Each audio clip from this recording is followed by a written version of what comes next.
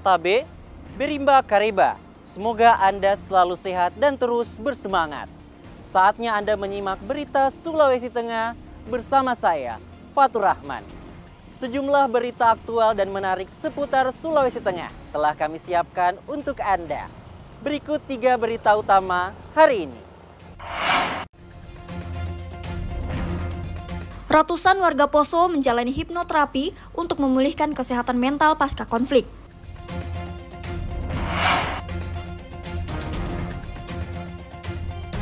Warga Palu lompat ke sungai dan hilang terbawa arus.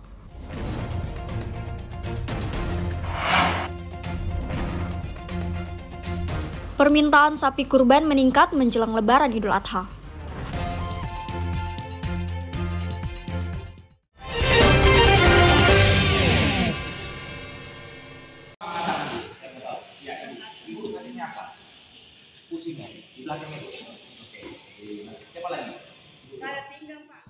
Ratusan warga di Kecamatan Poso Pesisir, Kabupaten Poso menjalani pengobatan hipnoterapi yang dilakukan Satuan Tugas Operasi Madagoraya. Pengobatan tersebut sebagai bagian dari kepedulian aparat keamanan dalam membantu memulihkan kesehatan mental warga. Masih banyak yang mengalami trauma dan tekanan sosial akibat konflik yang terjadi selama beberapa tahun. Kegiatan hipnoterapi secara gratis ini dilakukan di 3 desa, yakni Desa Ueralulu, Desa Lape, Kecamatan Poso Pesisir, dan Desa Tangkurak, Kecamatan Poso Selatan. Ratusan warga yang didominasi orang tua ini cukup antusias mengikuti pengobatan yang digelar di Balai Desa. Perwakilan Satgas Madagoraya, Inspektur 2 Polisi, Zulfahdi Nur Lubis mengatakan, hipnoterapi ini merupakan terapi yang bertujuan membantu warga dalam mengatasi berbagai masalah psikologis dan meringankan beban mental masyarakat.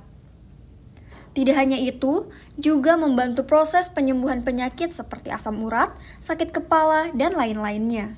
Kegiatan ini diadakan oleh Satgas Madagoraya Satgas Madagoraya gunanya banyak Pak. Yang terutama itu adalah mengatasi daripada trauma healing daripada masyarakat dan menyembuhkan penyakit-penyakit yang ada pada masyarakat terkait dengan mungkin sakit asam urat, sakit kaki, kram-kram, sakit kepala. Yang metode ini kita menggunakan daripada metode hipnoterapi. Untuk kegiatan ini kami sudah melakukan beberapa kali di Kabupaten Poso khususnya ya. Sudah mungkin yang sudah ke 13 desa ya. Sudah dari tahun kemarin kami selalu rutin melaksanakan giat hipnoterapi ini. Sementara itu, Kepala Desa Tangkura, Imade Sumerta mengapresiasi kegiatan hipnoterapi yang dilaksanakan Satuan Tugas Madagoraya. Terapi tersebut dinilai banyak membantu dalam pemulihan kesehatan mental masyarakat di desanya. Dan kami dari pemerintah mengucapkan terima kasih telah membantu kami dalam pengobatan kepada masyarakat kami. Ternyata pengobatan ini luar biasa, tanpa obat mereka bisa langsung merasakan kesembuhan. Ratusan warga usai mendapatkan pengobatan hipnoterapi ini mengaku sangat senang dan merasakan langsung manfaatnya. Mereka merasa lebih tenang, badan terasa lebih ringan, dan bahkan sakit kepalanya hilang. Syamsuddin Tobone melaporkan dari Kabupaten Poso.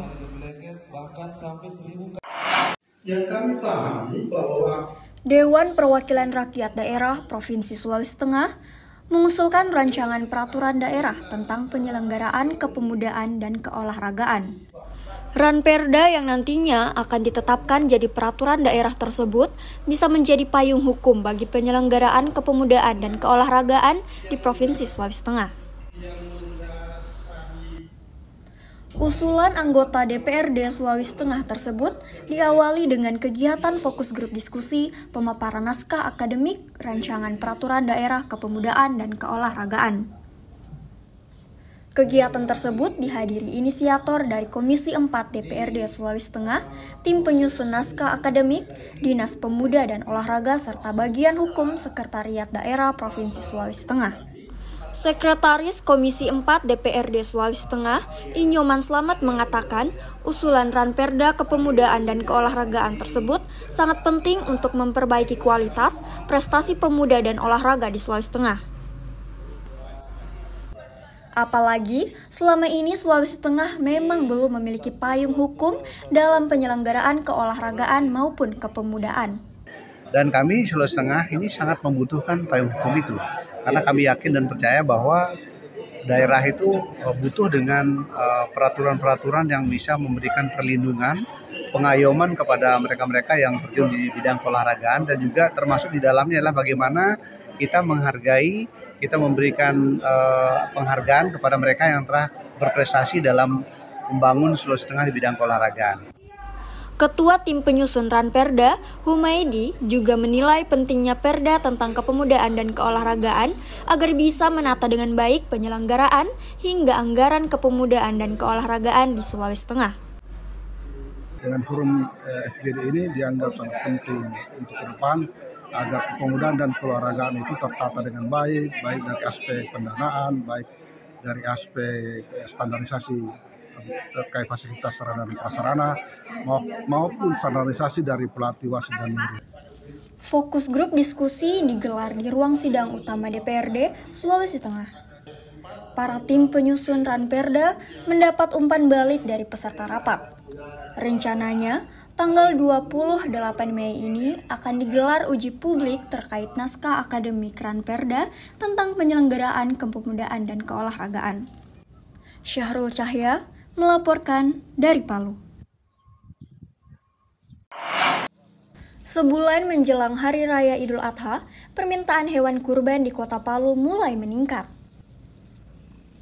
Bahkan, hewan kurban khususnya sapi tersebut tidak hanya datang dari warga Kota Palu dan sekitarnya, tapi juga dari ibu kota Nusantara, Kalimantan Timur.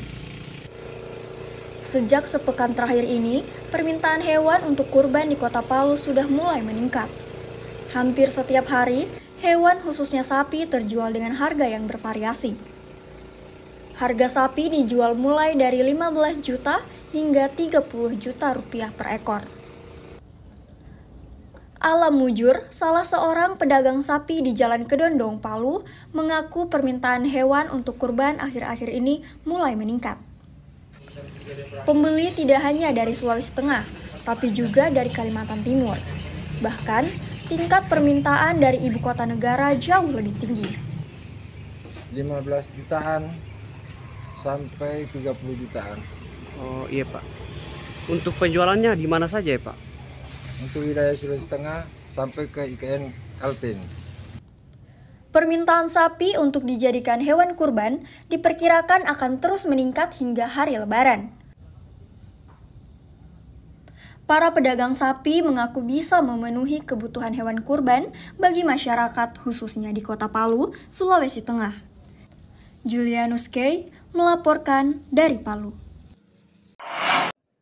Kurang lebih sebulan lagi, umat Muslim akan merayakan Hari Raya Idul Adha 1445 Hijriah.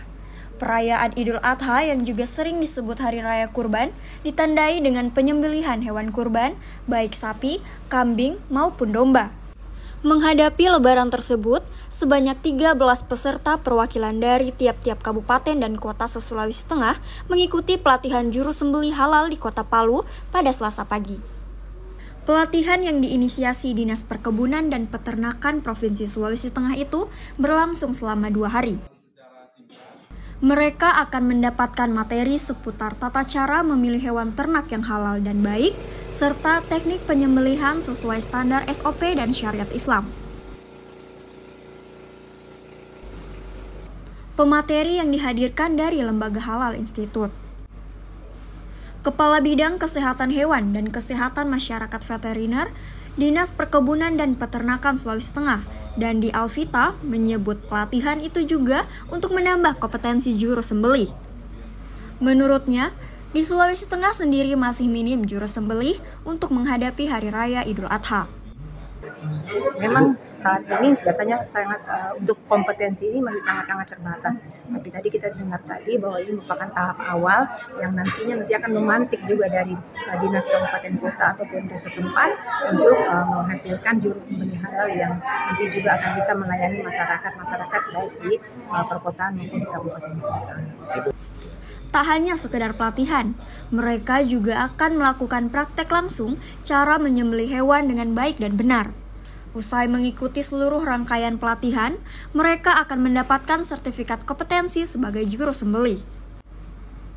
Sementara, untuk persiapan hewan ternak menjelang perayaan Kurban, Dinas Perkebunan dan Peternakan Sulteng menyebut telah melakukan penyuluhan dan operasi lapangan melalui tim pengawas hewan kurban di setiap kabupaten dan kota. Syahrul Cahya melaporkan dari Palu.